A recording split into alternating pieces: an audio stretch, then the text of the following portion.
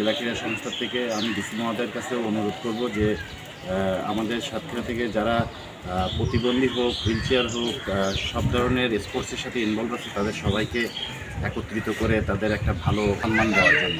আমরা পরপর 2বার বাংলাদেশের মধ্যে ফাইনালে উঠছি, তো এটা অবশ্য কম নয়। ইনশাল্লাহ আমাদের ক্রীড়া সংস্থাও আমাদের পাশে আসবেন এবং আমরা সুন্দর একটা জেলাকে উপহার দিতে পারব। আমি চাইবো যে সাতক্ষীরার মানুষ সহ পুরো দেশের মানুষ আমাদের জন্য দোয়া করবেন, যাতে আমরা এই যে বিসিবি থেকে যে একটা মহৎ উদ্যোগ, এই উদ্যোগটাকে সফল করতে পারি। ওনার অক্লান্ত পরিশ্রমের ফলে আজ সেখানে একাদশ আমরা বিসিবিতে অংশগ্রহণ করতে পারছি। আসলে এটা আমাদের সাতক্ষীরাবাসীর জন্য, বিশেষ করে আমার জন্য, আমার ছোটো ভাইদের দেওয়ার নাম আমার একটা শেরখান, সে নামের ধরেই আজকে এই শেরখান একাদশ, যেটা আমাদের একটা বড়দের টিম আছে, সে সব টুর্নামেন্টে খেলে, সেই নাম ধরেই সাহেব একদিন আসলো আমার কাছে, এসে বললো যে ভাই এরকম একটা হুইল চেয়ার ক্রিকেট আয়োজন করতে যাচ্ছে বিসিবি, আপনি আমাদেরকে একটু সহযোগিতা করলে আপনার নামে আমরা একটা দল নিতে পারবো।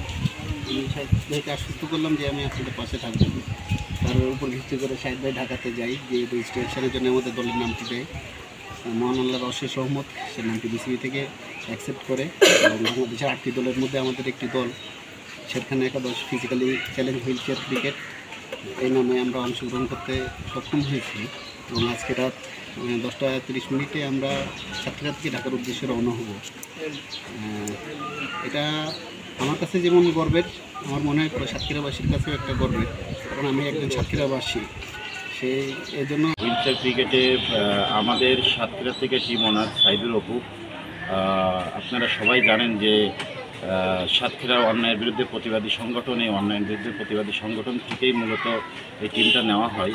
তো সেই টিম ওনার হিসাবে বিসিবি তাকে সুযোগ দিয়েছে আমার ভাই। তো আমিও খুশি যে এই টিমটা নিয়ে আমরা সামনে ভালো কিছু করতে পারবো এবং বিসিবি আমাদের সাথে থাকবে।